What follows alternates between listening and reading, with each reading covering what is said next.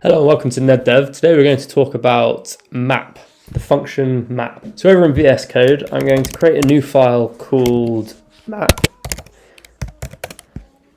So map is used anytime you want to operate on a list or anytime you want to generate a list based on another one. So let's look at the anatomy of the map function. First we have the keyword map, and then we have a scope in which we would operate on the item that is iterating through in that list, and then we have the list itself. So that won't be able to run, so we'll just comment that out, but it's just there to remind us of how to construct the map function.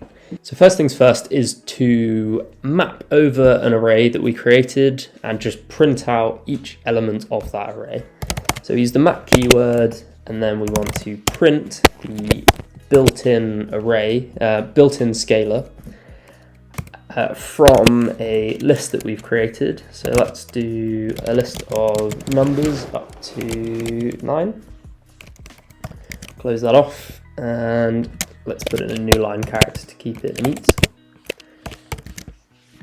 Run that, perl5, and then we can see it's iterating through that list that we've provided from 1 to 9 and printing out each of the elements. How might we use this in the real world? So what we can do is assign the output of this map to a new array.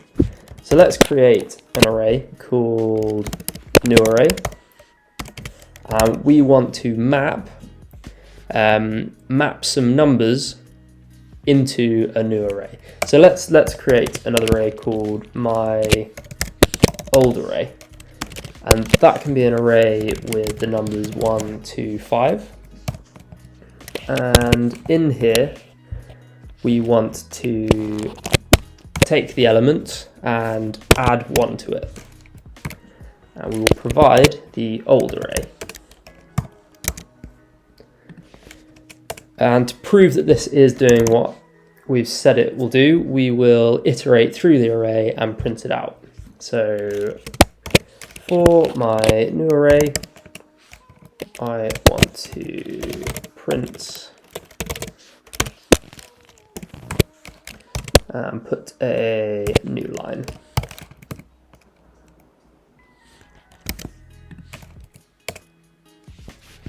Let's comment this out so we can see what it's doing. So our old array is 1 to 5, and our new array should be 2 to 6 because it adds on 1 each time.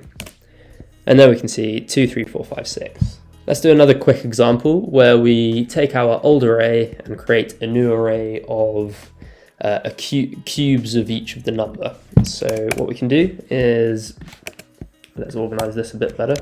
Oops. Copy this down and change the name. So instead of new array, we'll have cubes,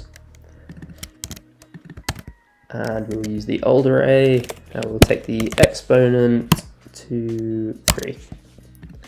So what we should expect here is a cube of each of these. So 1 will be 1, 2 will be 2, 4, 8, and then others. So here we can see that it's counted up to 6 as we've had it done up there, and then it's gone 1, 8, 27, 64, 125 as the cubes of each of these numbers. Thanks for watching, and I'll see you in the next one where we'll talk about another built-in function called grep.